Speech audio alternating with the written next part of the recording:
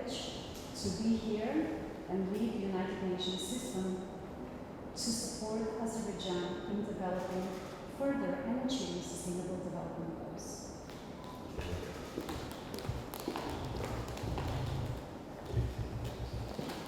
Welcome, I'm very glad to see you. I wish you a pleasant stay in Azerbaijan.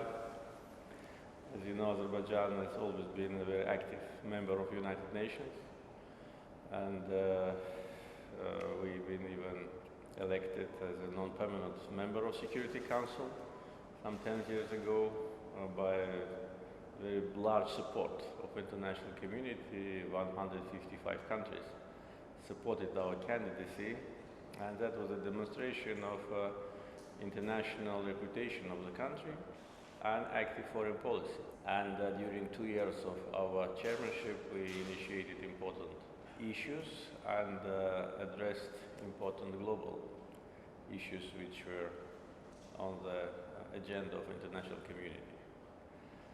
And of course now, as a chair of non-aligned movement, which is the largest after United Nations international institution, we play important role in international affairs and also support United Nations Secretary General's initiatives, especially on fighting COVID.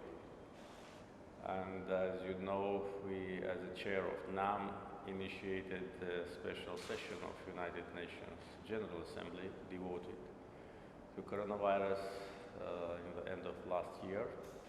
And that was also our contribution to the global fight against this disease. And also, in national capacity, we provided assistance to more than 30 countries, financial and humanitarian, and also shared the vaccines with the countries which needed our support. So this demonstrates our agenda as a responsible member of international community, and within our capacity and our potential, we try to contribute to the cause of peace and security. With the United Nations, our active interaction with institutions started as a result of Armenian aggression, and 1993 was a year where those famous resolutions of Security Council were adopted, which were a very positive step, very promising gesture of support and addressing the Armenian aggression. And the demand for immediate, full, unconditional withdrawal of Armenian troops from our internationally recognized territories was a very important political gesture of Security Council. But unfortunately, these resolutions were not implemented. And as you probably know, many times I personally raise this issue that there is no mechanism of implementation of Security Council resolutions. In one case, they implemented in a short period of time, but in our case, they were not implemented at all by international players. And especially what was of concern and was difficult to understand by Azerbaijani society, that those who adopted those resolutions, 3 out of 5 permanent member states, were the countries which were and still are the co-chairs of the Minsk group of OSCE. So they themselves adopted those resolutions, and they had a mandate to facilitate implementation of these resolutions, but unfortunately 28 years of the Minsk group were the years of lost opportunities. On many occasions I raised the issue of imposing sanctions on Armenia because I thought that that could be the way how to avoid confrontation, avoid war. We wanted to resolve this issue peacefully. And speaking last year at the General Assembly, just several days before the war, I was warning international community that Armenia is preparing for war. That will not just say words for the sake of propaganda. That was a realistic analysis of Armenia's behavior in the months prior to the war. And unfortunately, I was right. So if sanctions were imposed on Armenia on time, if Minsk Group co-chairs, three leading countries of the world, used 5% of their potential to persuade or to force Armenia to withdraw its occupation forces, then the war wouldn't have happened. Therefore, the responsibility for the war not only lies on Armenia, but on those who could not or did not want to force them to comply with international law. Therefore, Azerbaijan implemented these resolutions itself within international law norms. We restored justice, we restored international law norms, we implemented United Nations Security Council resolutions ourselves, and we acted in accordance with UN Charter. Chapter 51 recognizes the right for every country for self-defense. So we used all the existing international instruments to restore our territorial integrity. So now the war is over, the conflict is resolved. There's how to say, nothing to talk about what happened. We need to look to the future. And of course, our main concern now is the restoration of destroyed territories which are in full devastation. And of course, we count on the future cooperation with United Nations on these issues related to humanitarian situation, issues related to our plans with restoration of the liberated territories, because we'll need more interaction with UN institutions.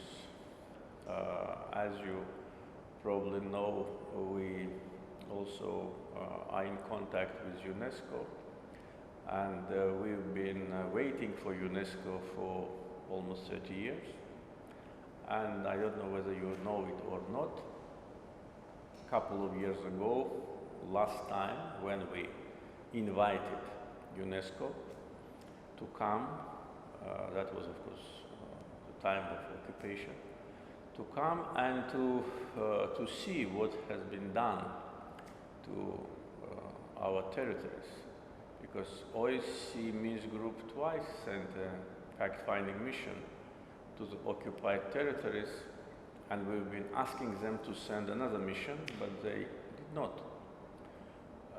We've been asking UNESCO to come and to see the damage to our historical monuments caused by Armenian aggressors, and they refused. And UNESCO officials were saying that UNESCO is not involved in political issues. But after war was over, we received the signals from UNESCO that they want to come. Of course, we expressed our surprise, because they were not coming for almost 30 years when we've been asking them, and they decided to come after the war. Therefore, we of course agreed to that, and as far as I know, the last information was that the mission have been already created. But now Armenia is objecting again. Therefore, it's again delayed. With other UN institutions also we are in permanent contact, and we will need broad international involvement and assistance from point of view of expertise, point of view of advices, because the area which we are now restoring is more than 10,000 square kilometers. And of course, we are in touch with the UN High Commissioner for Refugees Office, and we are planning to resettle the former refugees as soon as possible, but the main problem is landmines and total devastation. So we'll work with United Nations and its institutions in good faith, as good partners, in order to achieve our main goal of restoration of liberated territories, and we count on very active involvement of your office in Baku. So welcome once again. Thank you, Mr. President. United Nations and Azerbaijan have been friends for 29 years now. Next year we're going to mark the 30th anniversary since Azerbaijan has become a UN member state, but also 30th anniversary since UN has opened an office in Baku. So there's a lot to celebrate, but reflect as well. And I think the last 18 months have been unprecedented. COVID-19 has been a global crisis and many nations have been struggling. And I want to commend you and the government for developing a very robust national COVID-19 response. But as you have mentioned yourself, this has been a moment where we really had to make sure that there is a renewed commitment to multilateralism and shared responsibility. And we are grateful for your efforts, first to initiate a summit of the non-alignment movement dedicated to a discussion on COVID-19 response, and then to initiate a special session on COVID-19 at the UN General Assembly.